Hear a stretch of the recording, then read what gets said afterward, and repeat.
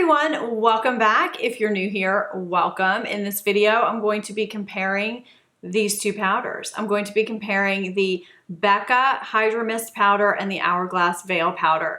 They're both pretty new and both pretty hyped up.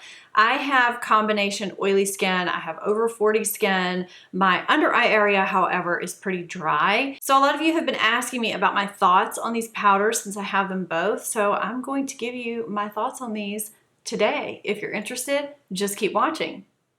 Since I've had my channel, I've tested out a lot of foundations, a lot of concealers, a lot of powders. I've done a lot of things, but I feel like those are kind of the mainstays on my channel. So if you are new to me and you want to see things like this, I do hope that you consider hitting that subscribe button before you leave. Go ahead and hit it now if you want to. So how I'm going to structure this video is tell you about each powder, the claims of each powder, the pricing, and that kind of thing.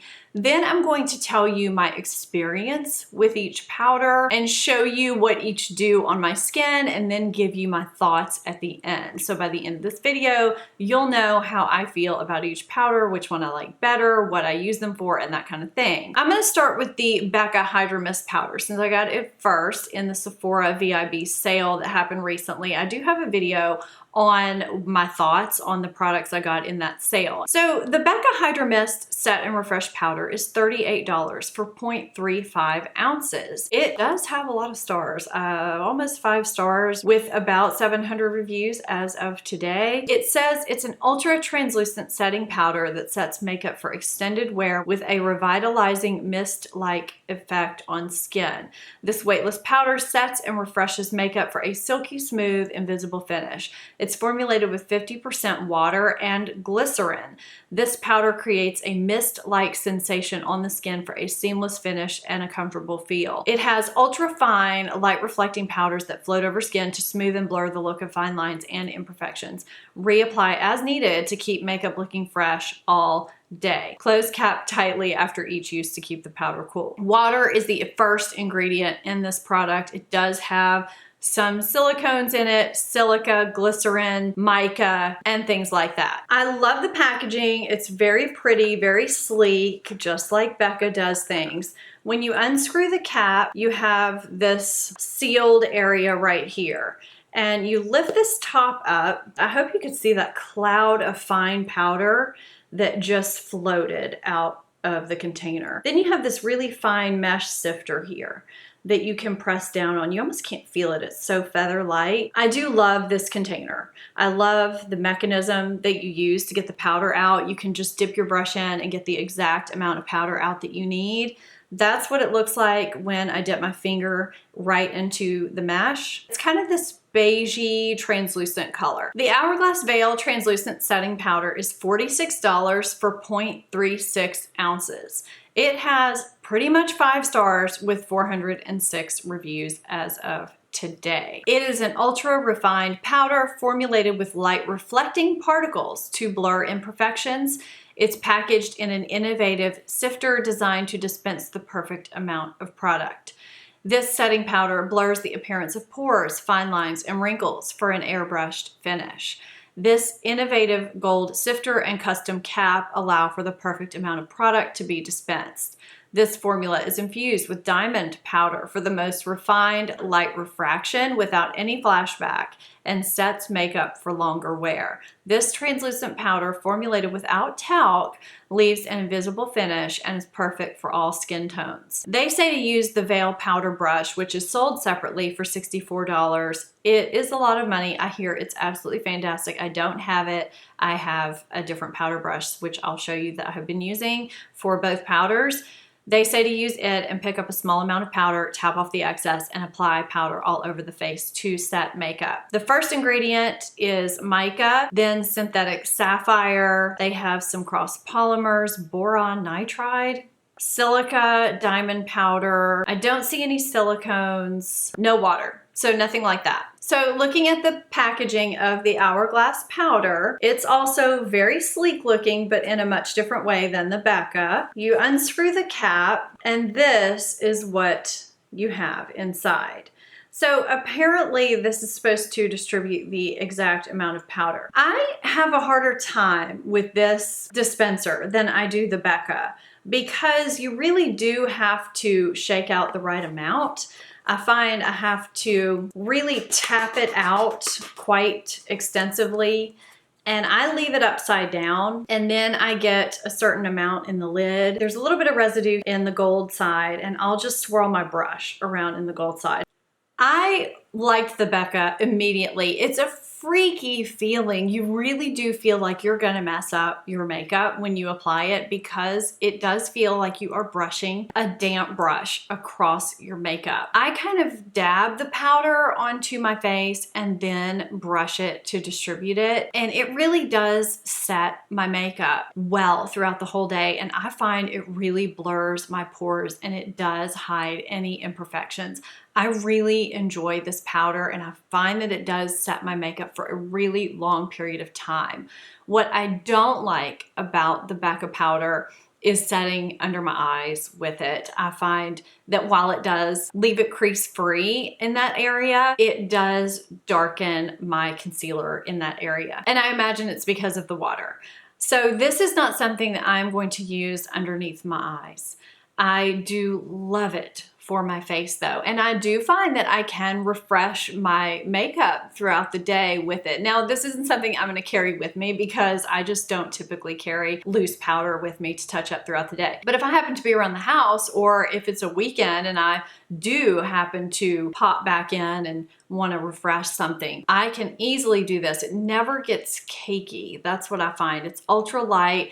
It's great for my combination oily skin with keeping me from getting oily or shiny or greasy. It doesn't change the color of my makeup. I don't know why it does that to the under eye area, but it doesn't do that to the rest of my face. I didn't really like the Hourglass when I first tried it, if I'm going to be perfectly honest, which blew my mind because I felt like every single review that I saw, everyone loved the Hourglass. But then again, most reviews that I saw were from people with normal or dry skin, and they were getting that glowy effect from it. It does give kind of a more natural glowy effect. I think I was applying too much because if you have oily combination skin, you do tend to put a little bit more in your T-zone.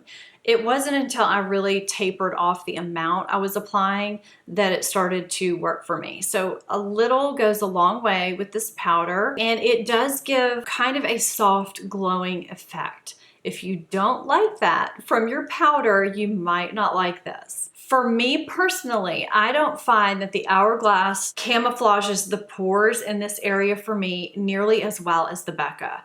I don't think it does them bad. I just don't think it does as good of a job. I find that I do like it now, but it's not something I'm gonna wear if I'm wearing a more demi-matte or dewy foundation because it's just too much. It does set my makeup nicely throughout the day, but I usually use this if I'm wearing a more, I would say demi-matte to matte foundation, no matter what type of coverage. I usually use a finishing powder over my face on days when I use this because it does help give me more of a velvety matte look, but this is still doing something underneath. I don't know if that makes sense. And you know, just to let you guys know, if you're not familiar with the finishing powder, that's just something that gives kind of that candle glow, soft effect over your whole makeup once you're finished with your makeup for the day. This was something I just really wasn't quite sure about at first. So if you've watched any of my powder videos or any video where I've ever done full makeup, you know that I will typically use the damp sponge that I have used for my foundation. I'll use the side of it, or I'll use a puff and I'll kind of press it into my T-zone to really set that area because I do get oily in that area or shiny during the day, especially in the summer. I live in the hot South. I get really dewy and I just don't need any shine breakthrough any quicker than I can get it because I do work full time. I just need to be as maintenance free as long as possible. I find that with both of these powders, the best method is to use a brush. So the powder brush that I've been using, actually I've been kind of toggling between two. I've been either using the Zoeva number 90 Luxe Grande powder brush, or I've been using the Sigma F30 large powder brush. This actually has some cream bronzer on it because sometimes I use it for that too. But either one of these are what I've been using. I also find it interesting that even though both of these powders claim to be translucent, they're very different colors. So you have the Becca over here, which is very peach toned, and then you have the Hourglass right here, which is a more creamy tone. If you're familiar with the Laura Mercier translucent powder, it had that creamy translucent tone to it. I don't find that either change the color of my makeup at all or alter anything except for the Becca underneath the eyes, and I'm guessing that that is the water component that does that. I don't know why it doesn't do it to the rest of my face. It just does it underneath the eye. Neither gives me flashback, which of course is wonderful because who wants flashback from their powder? But I do want to show you swiped onto my hand. I'm dipping my finger in one time lightly all the way down to the bottom of the package of the Becca. So I'm going to take this, dip my finger down really hard, show you how much I get on my finger. It's very finely milled, and I'm gonna swipe it on my hand. And it feels very cool. So I have a little clump of powder right here. I'm just gonna kind of take it and swirl, and then kind of, I don't know, try and swipe some off. So I just get a fine little area here. And then I'm going to swipe it next to where I have the Becca. So I definitely feel like you can just feel it when you swipe it. The Becca is finer than the Hourglass. You can see the cloud of the Becca. I do feel like the Hourglass can get a little cakey if you're not careful. I don't like using the Becca underneath my eye, even though it is really finely milled. I do like the way it doesn't crease during the day, but again, it does darken that area underneath the eye. Now, the Hourglass underneath my eye, I find that it does look really good if you apply the exact right amount. But if you apply even a smidge too much, it gets cakey, and I think I actually did that today. Yes, I did. So this is the brush that I've been using lately to apply powder when I don't use a sponge, and it's the Sigma F79, and that's what it looks like. It's actually just perfect. I just lightly take it in and I tap off any excess, and I get just the smallest amount of powder on the brush. And I did that today, and I still ended up with too much kind of around this lower area. So I'm gonna zoom you in. So hopefully you can see right here, there's just a little bit of cakiness from that powder. That's what happens when you just get too much, and there's no way to really tell when that's gonna happen. So that's what I don't like about the Hourglass underneath the eye, for me personally. That may be just me. Maybe I'm just a spaz with my powder, but I need things to be quick and easy. So neither one of these are perfectly ideal for me underneath the eye. If I had to choose one, it would be the Hourglass,